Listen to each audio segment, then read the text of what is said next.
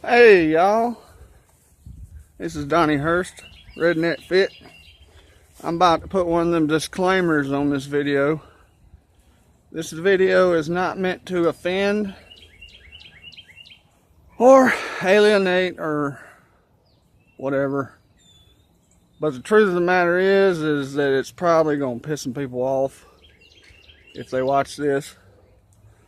But these are my dieting tips for rednecks. Especially southern rednecks. That's the ones I know the best, but they're all over. There's rednecks everywhere. Anyway. Alright, tip number one. You do not have to fry everything. You don't. Baked chicken is good. Baked chicken tastes good. It actually does. It don't have to be full of grease. It actually has its own. But, you know, don't fry everything. That's tip number one. Tip number two. You do not have to put sugar in everything. You don't have to have sweet tea all day. You don't have to drink sweet tea all day and Dr. Pepper. Water is not your enemy. And I'll have to admit, I drink Yankee tea. I drink tea with no sugar. And screw some Splenda or whatever, aspartame, whatever they call it. That's just chemical warfare against Americans. But, you don't have to eat sugar all the time. You don't have to eat dessert with every meal.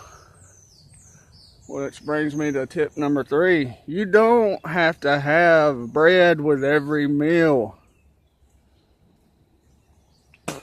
Cut back on the bread. Good Lord. Us southern people, boy, if we ain't got daggone biscuits and cornbread and whatever with every meal, it's a sin, it seems like.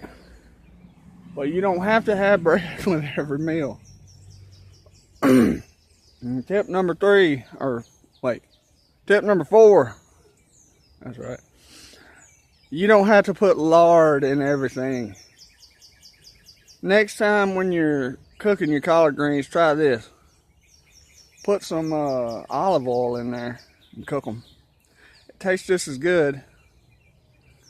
And it makes your collard greens actually a health food. Collard greens are good for you. But those are my tips. Just a few little tidbits, things you can change. But I'm sorry. I know I probably pissed a bunch of rednecks off if they saw it. But I mean, the truth's the truth. Sometimes, in some ways, we've got to change. I don't want my rednecks out there dropping dead from heart attacks in their 30s. It ain't no sense in it.